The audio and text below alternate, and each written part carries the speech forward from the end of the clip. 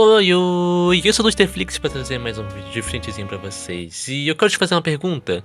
Será que Lorix é tão ruim assim?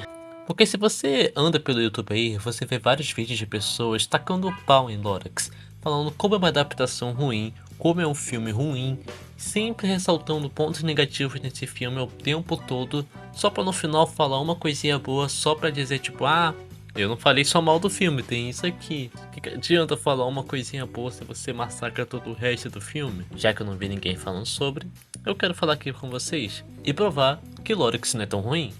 E eu vou dividir esse vídeo em dois tópicos. Primeiro eu vou dar uma mini análise pro filme, ressaltando alguns pontos de vista que podem melhorar o seu ponto de vista do filme.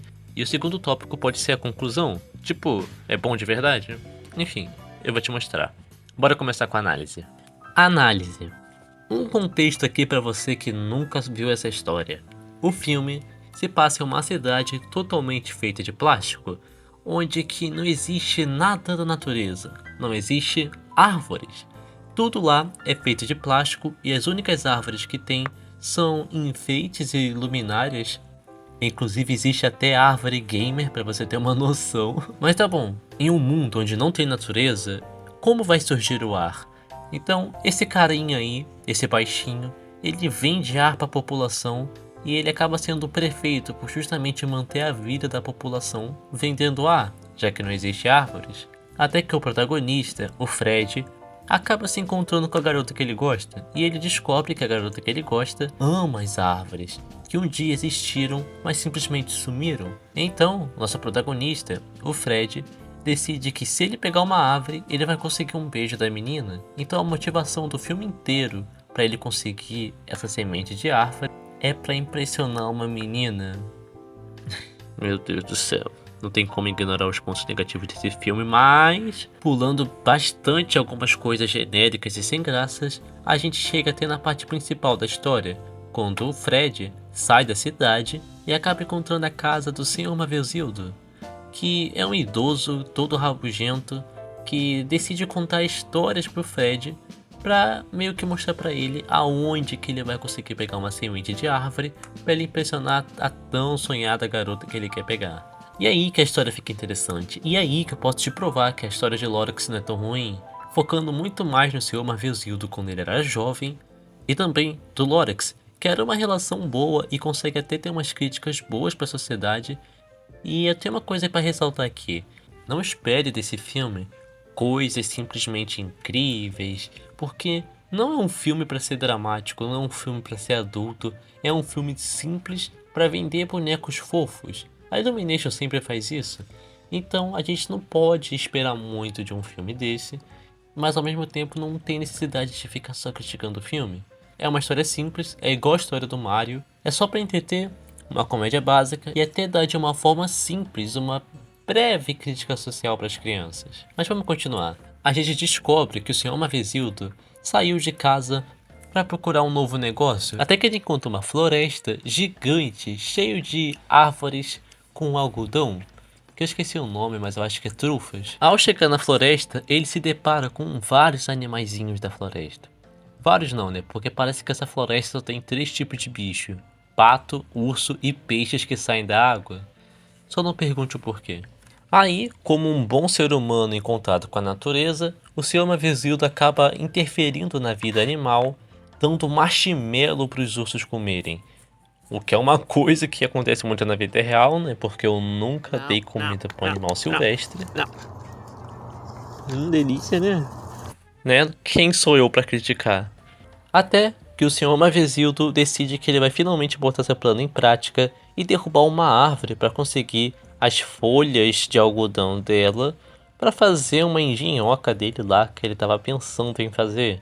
Só que aí, quando ele corta a árvore, acontece uma cena muito dramática que espanta todos os animais da floresta. E depois de levar a sua árvore para dentro, chega ele.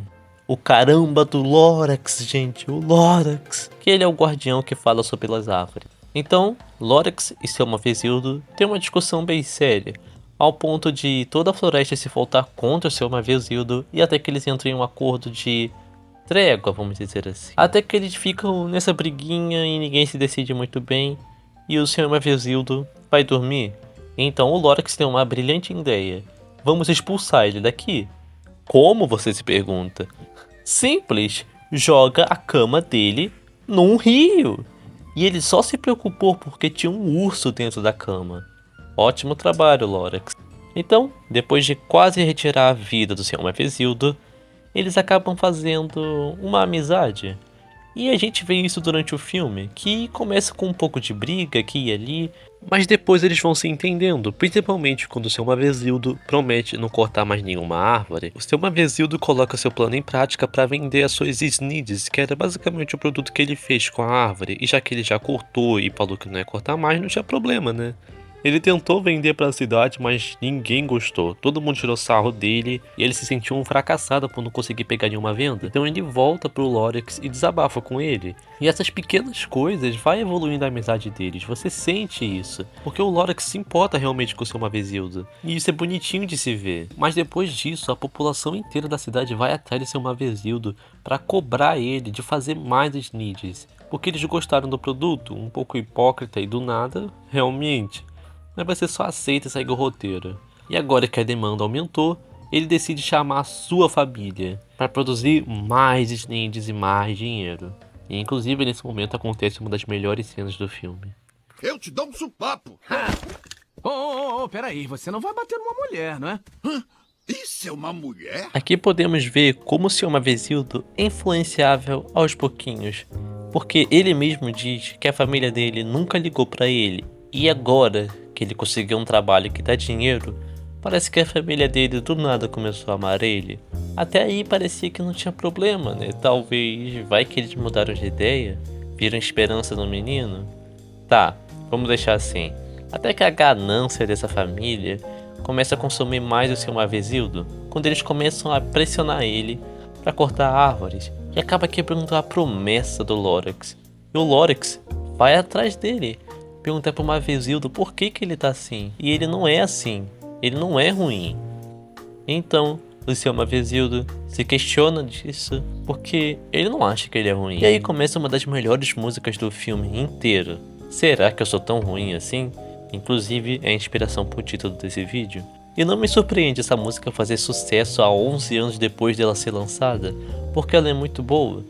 Durante a música a gente consegue ver o processo de evolução do Sr. Mefesildo, tanto em questões de empresa e tanto em evolução decadente da personalidade dele. Ele foi totalmente influenciado pela sua família e pela ganância que eles tinham dentro dele. O dinheiro manipulou o Sr. Mefesildo, tudo para continuar crescendo. A gente via que durante essa música o Lorax tentava avisar ele, mas o Sr. Mefesildo não ligava, e cada vez mais e mais poluía a floresta, expulsando os animais dela. E depois de uma música tão animada, a gente tem um toque de realidade. O que aconteceu depois dessa música? Simples, quase todas as árvores se foram. O mundo ficou cinza e mais escuro, enquanto o Sr. Mefesildo só ficou mais rico. E então, o Lorax, como um ultimato, tenta convencer o Sr. Mefesildo de mudar de ideia. Eles tinham uma relação tão boa, uma promessa que mostrava ser uma confiança que os dois tinham, e ela foi quebrada. Por dinheiro, o Lorax tinha esperança que ele podia mudar, assim como ele mudou da primeira vez quando eles se conheceram. Mas não adiantou. A última árvore foi cortada.